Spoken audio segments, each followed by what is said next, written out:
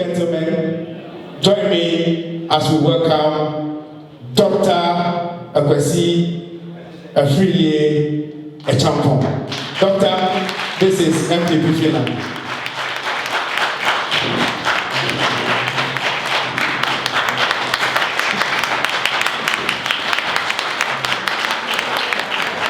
Please be seated. For the moment, I thought I was at a different function, all these academics. I don't know where you get this information from. On the record, I didn't give him all that. But we thank God for blessings. Today is a special day, as you will know.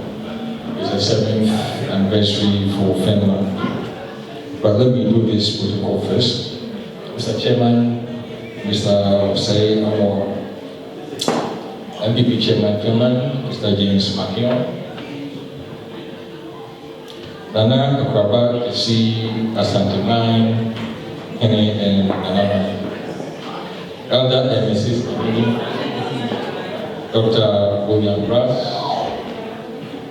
patrons, council or elders, branch executives, reps of external branches, our NDC invitees, media, and all members here.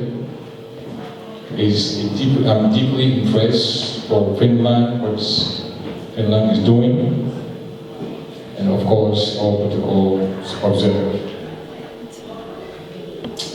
I stand here tonight in a man's shoes that I can never walk. But nevertheless, as what is happening in Ghana today is a special day, it's a Muslim holiday, so therefore he could not make it here. But his greetings to you all. Assalamu alaikum. I represent Vice President Muhammadu Bawumia for Diaspora Affairs. My boss just spoke. Is very much Chiri Amponsa, aka Stonach. He's a young man who is doing good things, so we are all here to support him as well. Let's give him a clap of applause.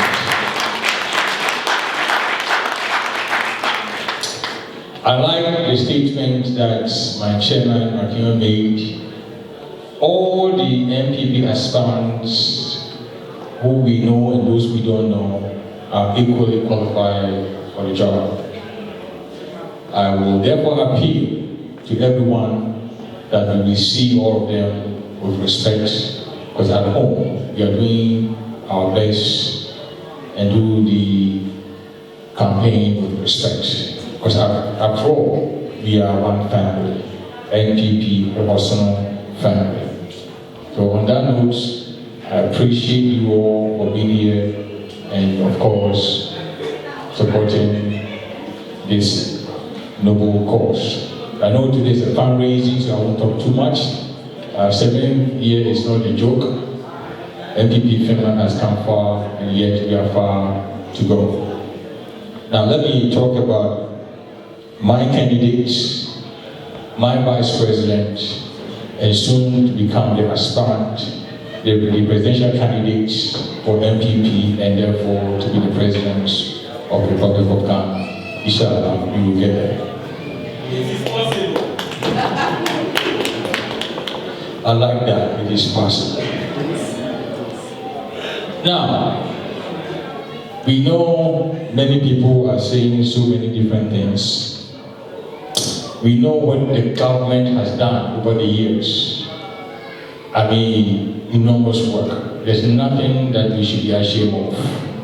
I stand here boldly to say we have done so well than any government in Ghana for development, human empowerment.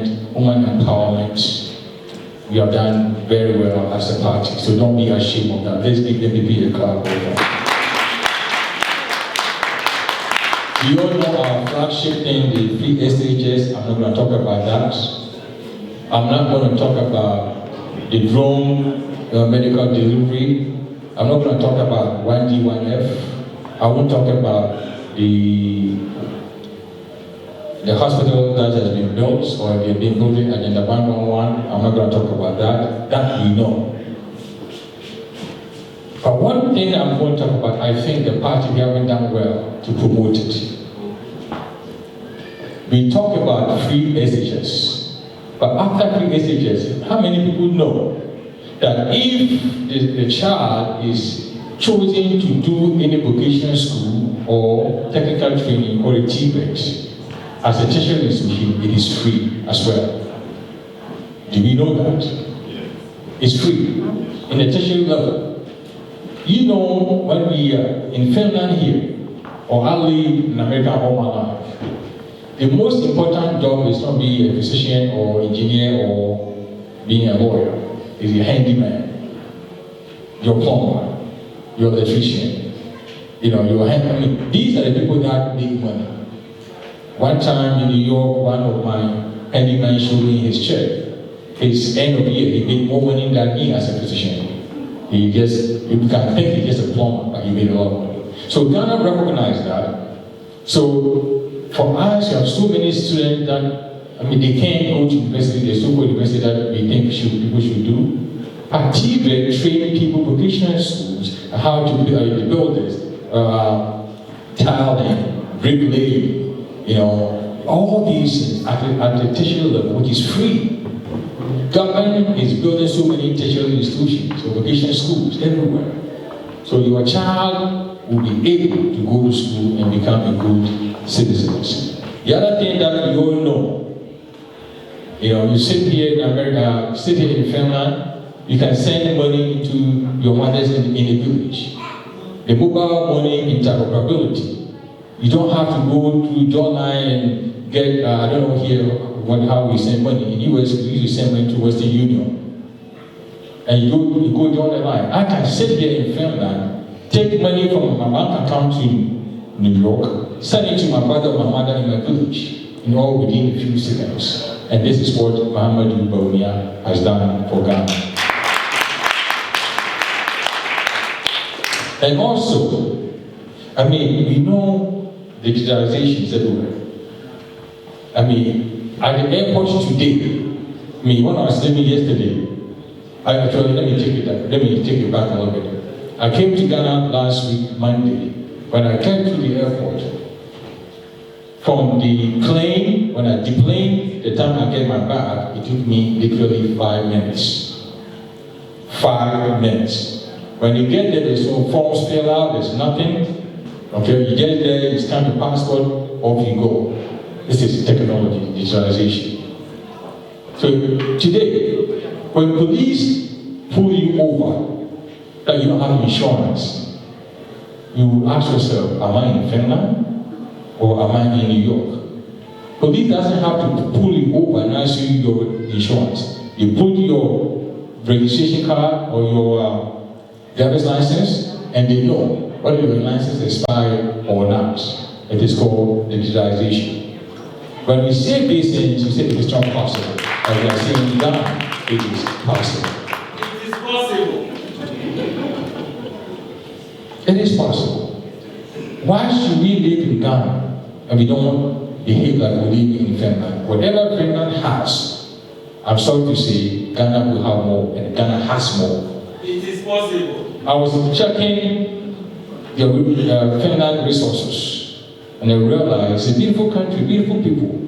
But there are more beautiful people in Ghana, there are more gold, diamond, and everything in Ghana. So it is possible that Ghana can be as Finland or even better than Finland. It is possible.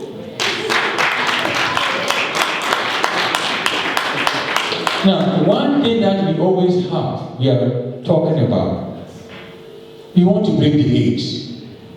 And we have to break the age. We have no choice than to break the age. And how are we going to do that?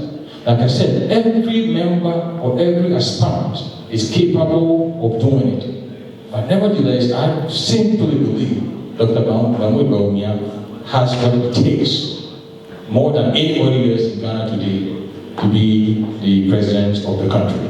It is possible. And why do I say that? Why do I say that? Look, let's take a moment and look at vice presidents in the country of Ghana.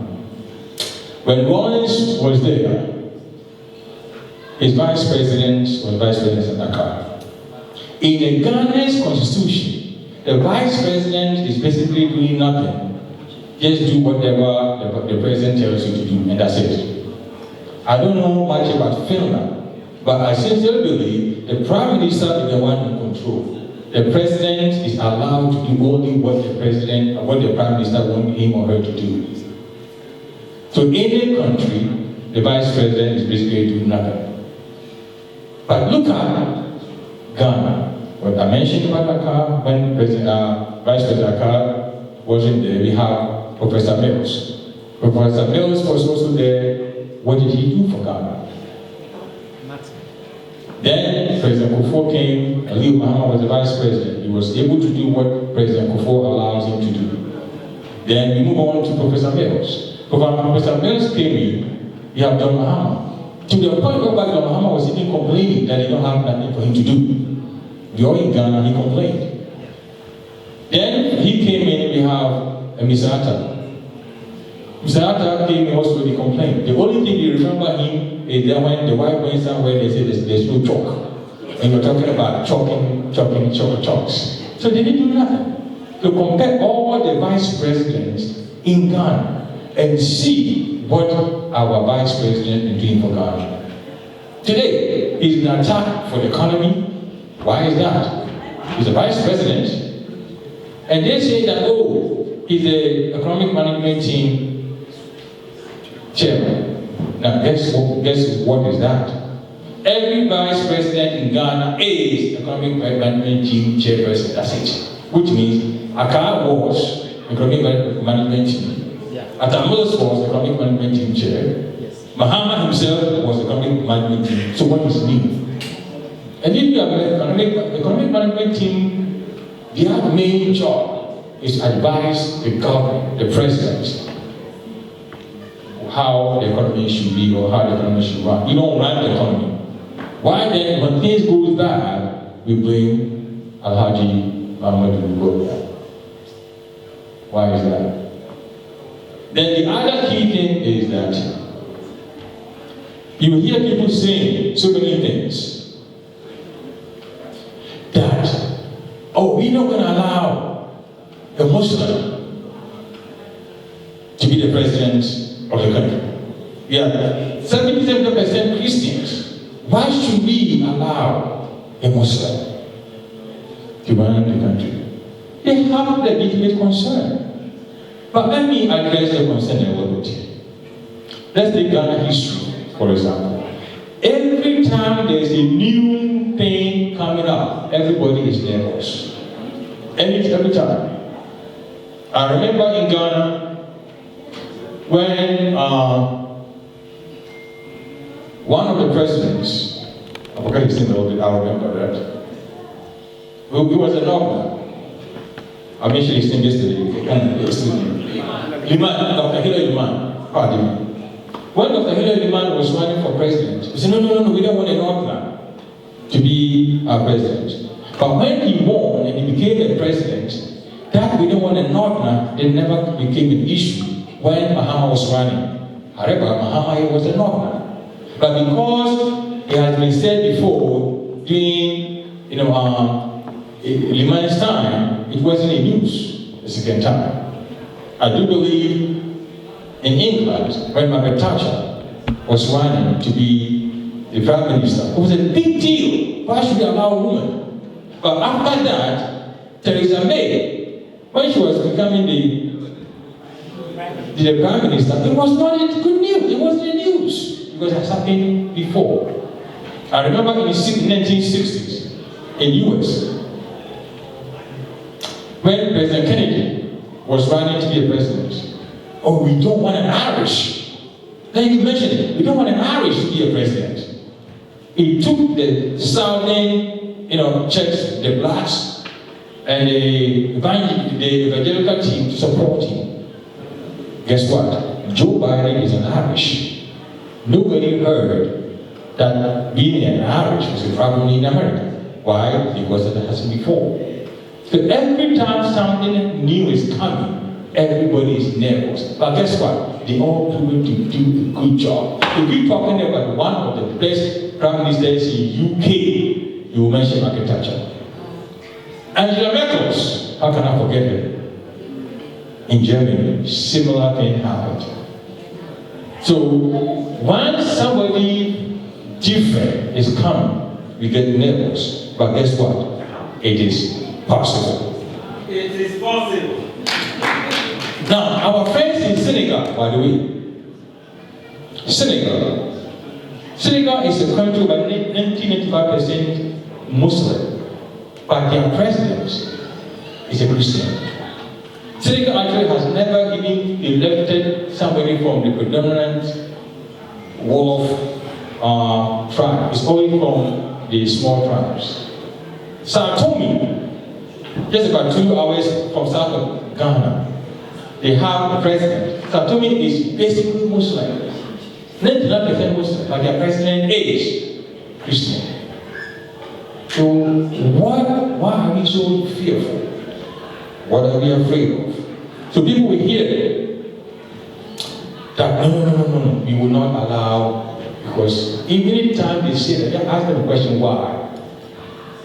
First of all, they were Ghanaians, they were Africans before adopted these foreign religious beliefs. So we are Africans first, we are Ghanaians first before we became Christians and became Muslims. So let us not allow religion to divide us. Ghana is a very special place, in my opinion. I've traveled extensively. Ghana is one of the few countries that when we meet in gathering, we pray two prayers. Christian prayer and a Muslim prayer at the same function. You see Christians standing up, Muslims jumping up. If you see Muslims praying with their arms open, you see Christians. So we have lived in unison. That there has not been a problem. You see, the sheikh goes to church, and you see the pastors go to. But as I stand here, I'm an assistant pastor in my church. I've been to Muslim multiple times in New York. So we live together. We have a church next door, we have a Muslim next door. We have never fought. So why are we afraid? Let's look at the personality, what he has delivered, what he can deliver. And I believe we will transcend over the simple fear that if a Muslim comes, something bad will happen to Ghana. America will say, Ghana ain't going anywhere. Ghana will still stay. And Ghana actually will be in a better place. Some people will also say, oh, he's not from a dominant tribe. His tribe is just small.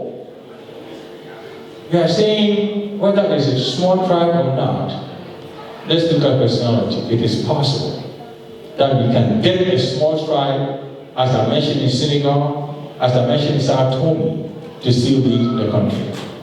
We are looking forward, and forward is what we have to look. So simply to say, yes, it is possible to have a vice president. Somebody will say, oh, he doesn't even, he's a newcomer. I'm speaking in Hebrew, so those who don't speak Hebrew, forgive me. When did he come after all? Where did he come from? I'm sorry to say, his father basically was from the NPP. Who knows the meaning of NPP? Northern People Party with the Domos. They started NPP and then joined with other parties to become UP's party. His father has been with us, and therefore his tradition is still with the NPP. And you know, during President Kufuor's time, he was the Bank of Ghana, Deputy Bank of Ghana. We have a redenomination that took place. He was the key person to assist the Ministry of Finance and the Bank of Ghana to help President Kufuor stand. By the way, that was the time that we recognized his presence. He has been there and he's a long-time person. So whether he's new, people say he hasn't served the country, we saw what he did during the election time petition. He put himself forward. So he has built his career on truthfulness, loyalty to the party. So it is possible that somebody that we think is new can be president. It is possible for somebody who is from a small tribe to be a president. It is possible that we are saying that even though he's a Muslim, it is possible. You know why it is possible? Because you and I are going to make sure that it is possible that President, in 2025, we call President Muhammadu Buhari. Thank you very much. It is possible.